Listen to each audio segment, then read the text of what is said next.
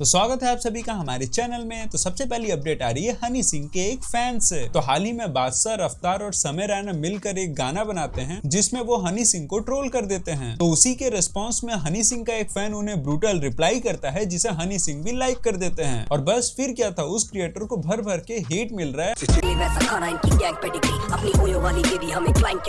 अबे तो वो ओयो वाली बेबी इतनी औकात रखती है कि ओयो में ही ले जाके तुम दोनों को और डॉगी स्टाइल में, और इस बार क्रेडिट देकर, क्योंकि क्लाइंट तो तुम थे ही। देखो आज तक ऐसा होता है ना, हर कोई आदमी मुंह से भौंक देता है कि रफ्तार भाई ने मुझे एक बात बताई थी, रफ्तार भाई ने मुझे एक बात बताई थी। अब ऐसा ना हो जाए रफ्तार भाई ने गलती से गाना गाया तो उसके बाद रफ्तार भाई का गाना ही नहीं आया कोई। और इसे जियान को जब से इंडियन आइडल का जज बना, इसे खुले में टट्टी करने का या भौंकने का फ्री लाइसेंस मिल गया। मतलब ये कुछ भी भौंक देगा क्या? अबे जाके अपने वो वाले गाने चलाना इन द मॉर्निंग, जो जाके उसकी बहस चलाए। सब गाने बजाना यार अपने, तू जाके डीजे वाले बाबू मेरा गाना चला दो। अबे दिल पे हाथ रख के सोचो अपने, जब गाड़ी में चलते हैं 20 में से 18 गाना ये जो हनी सिंह के बजते हैं, वो भी उस टाइम के, नहीं तो छोड़ो उस टाइम के बजते हैं जब ब्लूटूथ किंग हुआ करता था हमारा भाई। तुम्हारे एक आधे कोई लड़की बजा दे, वो भी आगे मतलब वो भी ऐसी बजा दे, हाँ कि हाँ ठीक है, एक डीजे वाले बाबू मेरा गाना चला दो। क्यूट थोड़ा सा ऐसे बन गया एक, ये डिस करेंगे यो को। तो कई बार आपने देखा होगा कि माँ बाप अपने बच्चों को प्रॉपर्टी मरने से पहले ही ट्रांसफर कर देते हैं। तो उसमें से कुछ बच्चे अपने माँ बाप को ही घर से बाहर निकाल देते हैं। तो हाल ही में सुप्रीम कोर्ट ने इसी टाइप के केस में एक फैसला सुनाया है कि अगर प्रॉपर्टी ट्रांसफर करने के बाद से बच्चे अगर अपने माँ बाप की देखभाल नहीं करते हैं तो उनसे वो प्रॉपर्टी वापिस लेकर उनके माँ बाप को दे दिया जाएगा। चलो इसी बहाने क्या पता बुजुर्ग माँ बाप की बच्चे सेवा करने लगे। खैर, तो जस्टिस की बात कर ही रहे हैं तो अतुल सुभाष की मां ने अपने पोते की कस्टडी के लिए क्लेम किया था, लेकिन कोर्ट ने उसे खारिज कर दिया क्योंकि उसकी मां ने अपने बच्चे को लंबे समय से उसके पापा, दादा, दादी सबसे अलग रखा था, जिस वजह से वो बच्चा अपनी दादी को पहचान ही नहीं पा रहा था। आप सोचो उस दादी पर क्या ही बीत रही होगी। खैर, तो अगली अपडेट आ रही है क्रिकेट से। तो इरफान पठान ने इनडायरेक्टली टारगेट कर दिया है विराट कोहली को। दरअसल उनका कहना है कि हमें स्टार कल्चर को क्रिकेट टीम से खत्म करना चाहिए, क्योंकि इसी स्टारडम के चक्कर में एक प्लेयर बार बार एक ही तरीके से आउट हो रहा है, उसके बावजूद डोमेस्टिक में जाकर इंप्रूव नहीं कर रहा। और वहीं सचिन पाजी जैसे लोग अपने करियर के लास्ट फेज में भी डोमेस्टिक खेल रहे थे अपनी गलतियों को इंप्रूव करने के लिए। क्योंकि आपको बता दूं कि सचिन पाजी भारत रत्न से लेकर बड़े बड़े रिकॉर्ड बनाने के बावजूद 2013 तक अपना डोमेस्टिक मैच खेल रहे थे। तो वहीं दूसरी तरफ विराट कोहली ने अपना आखिरी डोमेस्टिक मैच 2012 में खेला था। तो अगली बहुत ही शॉकिंग अपडेट आ रही है एलविस यादव से। तो हाल ही में एक स्क्रीनशॉट बहुत ही ज्यादा वायरल हो रहा है जिस पर एलविस यादव, रैंडम सेना से लेकर और भी कई यूट्यूबर है जो हिंदुइज्म को प्रमोट करते हैं। तो क्योंकि इन सब की फोटो एक साथ लगी हुई है तो कई सारे लोगों का कहना है कि आप लोग को सेफ्टी बनाए रखना चाहिए, हो सकता है कि कोई आपके ऊपर टारगेट भी कर सकता है। वैसे पुलिस को भी इन्फॉर्म कर दिया गया है इस अकाउंट के बारे में जिससे ये स्क्रीनशॉट लीक हुआ है। खैर, तो अगली अपडेट आ रही है गोवा से। तो अक्सर आपने सुना होगा कि टूरिज्म के नाम पे कई सारे वहाँ पे होटल और टैक्सी वाले टूरिस्ट को लूट रहे होते हैं, और उसी से रिलेटेड एक और नया स्कैम आ चुका है। आप देखो 17 कंट्रीज ट्रैवल करके, इंडिया के बहुत सारे स्टेट ट्रैवल करने के बाद 100+ बुकिंग करने के बाद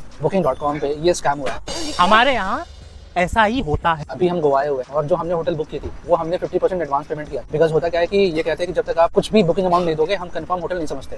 बात तो सही है। मैंने पे किया है और उस जगह पे वो होटल ही नहीं मिला। और वहाँ की जो लेडी थी, जो लोकेशन था, वो कह रही है कि सर हम 10 से 15 दिन से परेशान हैं, सभी लोग आ रहे हैं, सब यही कह रहे हैं कि मेरे साथ ये स्कैम हो गया, हमने बुकिंग की है बट यहाँ कोई होटल ही नहीं है। तो मेरा एक सजेशन होगा कि जब भी आप ऑनलाइन बुकिंग करते हैं तो या तो पेमेंट जो है प्लेटफॉर्म पे ही उसी टाइम कर दे आप। दूसरा, पेड होटल है तो होटल पहुंच कर बुक करें।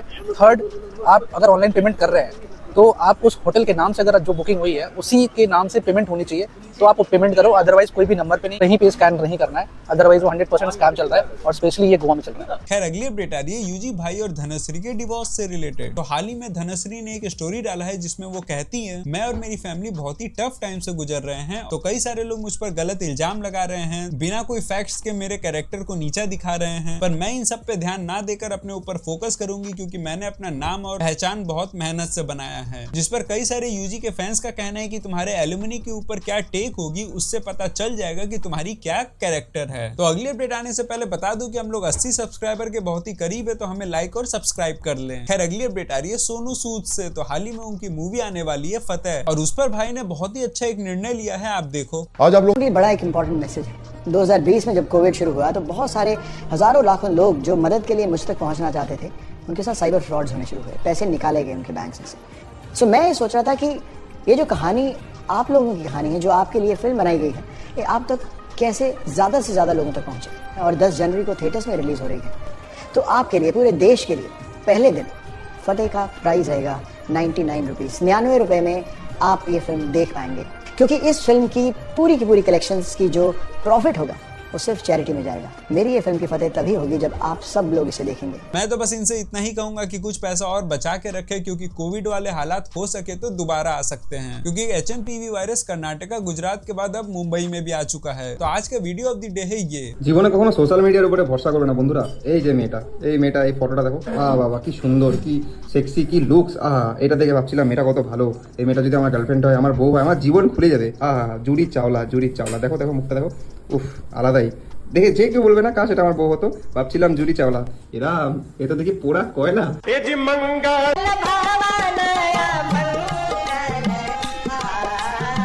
अरे रुको, लाइक और सब्सक्राइब करके जाना।